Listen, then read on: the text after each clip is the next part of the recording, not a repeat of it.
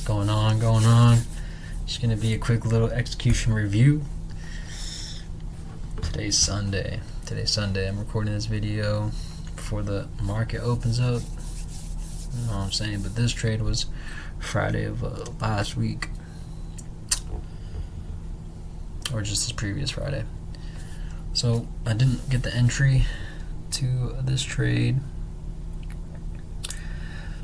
But real quick, just want to start by saying it's the range that it's currently in is two first presented fair value gaps, one being Mondays and the other one being, what is that, Thursdays? Thursday looks right. And it was trading the upper quadrants of both of those, so I had a feeling that price was going to go a little higher. I didn't really have like a big target in mind. This is just right at the open, so I like to take what I can get and like go away. Right now, what I have measured is that wick, so I kind of see prices not super strong at the moment. It's kind of like half and half. It is trading on the upper quadrant of that fair value gap, so this is when you kind of just got to be patient and let price wiggle its way out of these inefficiencies. So it would have been really nice to see it just break 50% of that wick, so that I could have an extra confirmer that it was going to go up.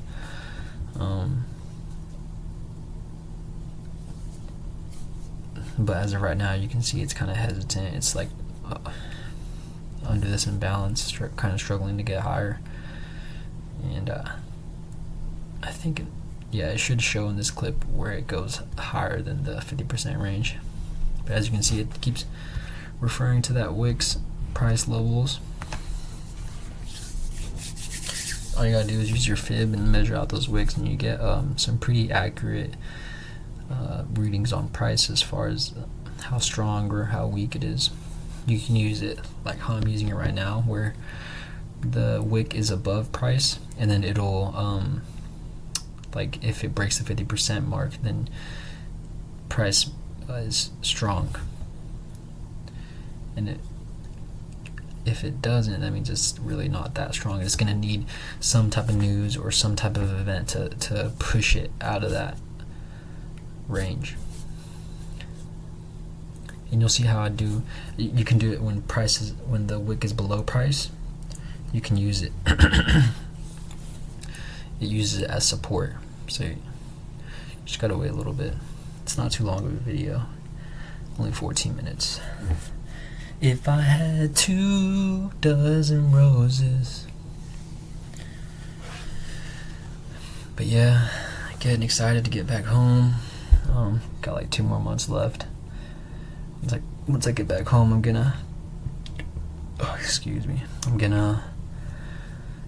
go for my first funded account.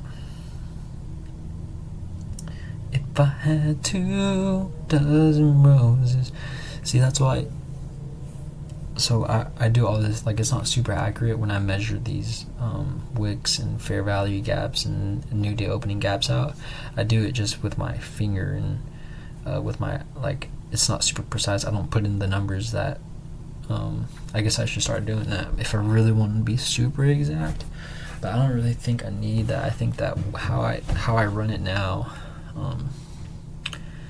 gives me the helly. Fuck. Excuse me. The way I have my chart set up right now, it's okay. You can see on the right hand side of the screen how it used the Tuesday's first presented fair value gap to propel higher on the 15-minute chart. And so the bodies tell the story, the wicks do the damage. So you can see the bodies staying on the upper quadrant of the Tuesday's first presented fair value gap, and then it obviously continued to go higher. Very sloppy price action. Not really. This day was really sloppy. Typical for Fridays to be just nasty like that, because it's like the end of the weekly candle. So it's like really, it's done the legwork Tuesday through Thursday, Friday is just kind of like settling. Sometimes it'll do a big run if there's like a big news driver. Sometimes it's usually just fucked up. It's fucked up. Like, I'm gonna stop trading Fridays, to be honest, because it's just harder to navigate, in my opinion.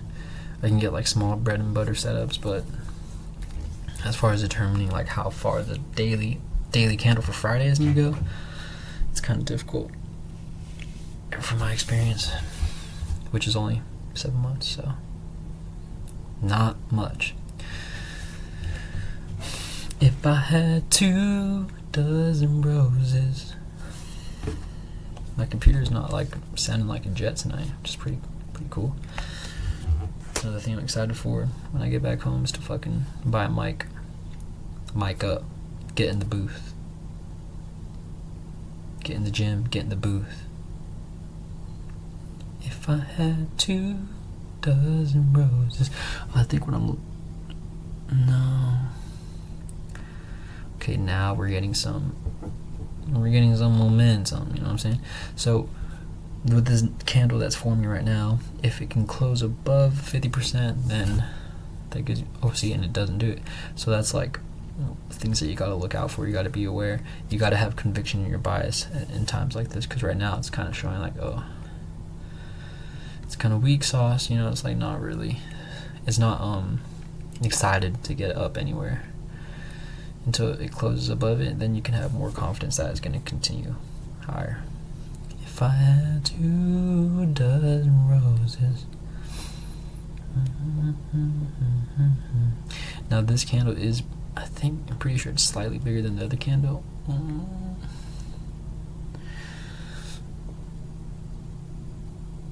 I say they're kind of like about the same, but usually if it takes out the previous wick before that, then you just want to measure it out as well. That's why trading, there's just so many pieces like you can keep track of, but the most important thing to keep track of is liquidity, because that's where price is going to go. Or you can go, so right now there's liquidity on the sell side, and it got rated on the buy side. So right now this market structure is just shitty in general, but since it sold off and took a lot of sell stops out, but it kind of didn't really fill in a lot of the, like, there's a lot of liquidity voids on the way down. You can trade against the order flow, which is against the long-term bias, to like new day opening gaps or places liquidity was left on the big run down. The more I'm watching YouTube videos like ICT, the more I'm learning. I'm gonna start implementing just like the same strategy but at different times of the day, and I think that's gonna help a lot more with, because these trades, they're good, but they're small.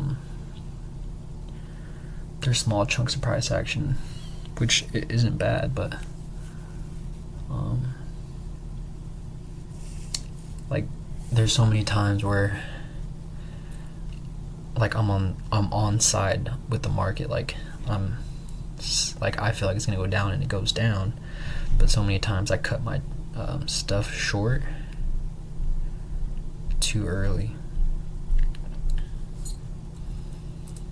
which is good, but I think the reason why I have to cut them so early is because my timing's not really off.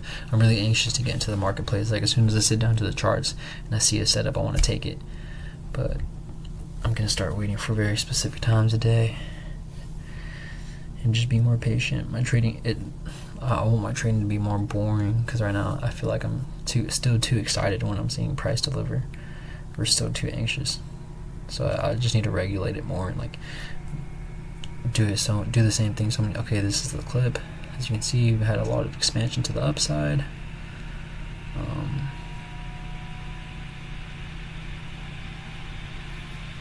Yeah, lower my take profit here. And as you can see, that wick that it left, I put my fib on it, and as you can see, it's using it for support. It kind of broke halfway, but then it rejected it, and it didn't continue lower, and then used the top of it to send price higher. And This is another thing. I collapse the trade pretty soon here, but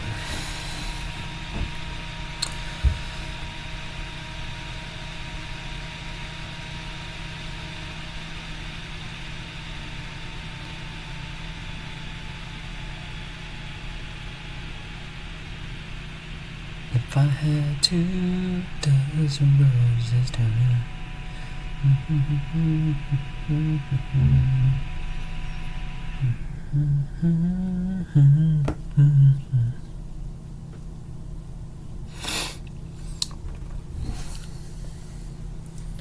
So that's my original objective here, and it's so much less. I think I took off the contract, waited for another entry, and got in. That's why my position is a little bit worse. I'm pretty sure, yeah. I just don't put the full clip into there because it will make the videos too long. And here you'll see, like, you don't want to, again, like, demand too much precision from your trading. You already got the draw, like, you already got the leg run in price. So if you already got it, like, there's no reason to push it further. There's no reason to demand, like, perfection yet. Really ever, but especially not after 7 months of trading.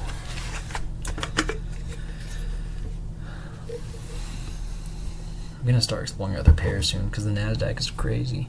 I want to go into gold, get into gold, see how that is. Oil, trade Forex, like currencies like the Great British Pound, the US dollar. The thing is, you just gotta pay for those subscriptions. Like, they're not expensive though. Like, to pay for the monthly or for the daily data on NASDAQ, it's like $10 a month, and the same thing for like the other currencies. But obviously, it can add up if you have a lot.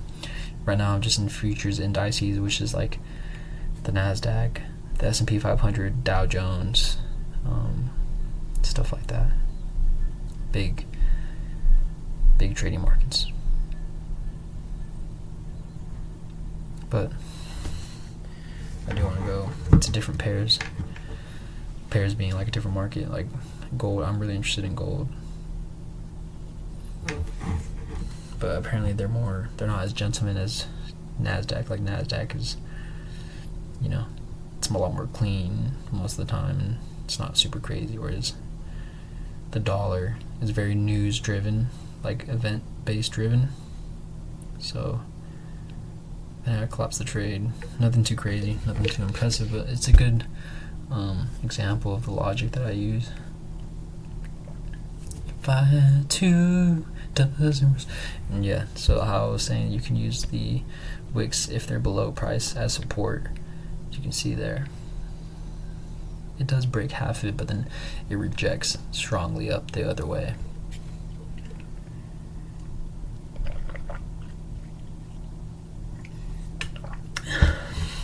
Now, it doesn't look like I hit the new day opening gap, but it could have, and I just measured it wrong. Like, I wasn't super accurate with the measurement, so that's the thing. That's why you just gotta get your chunk and get out. Get your chunk and get the fuck out. But yeah, that's pretty much it. Clean, simple, quick. I don't like holding trades for too long.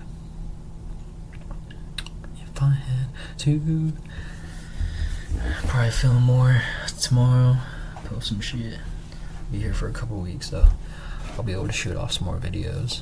I need to start clipping these down though, just smaller to like little reels and shit.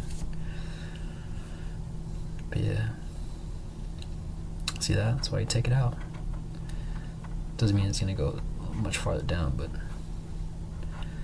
it's probably gonna reprice. Alright, I'll see y'all in the next video. Peace.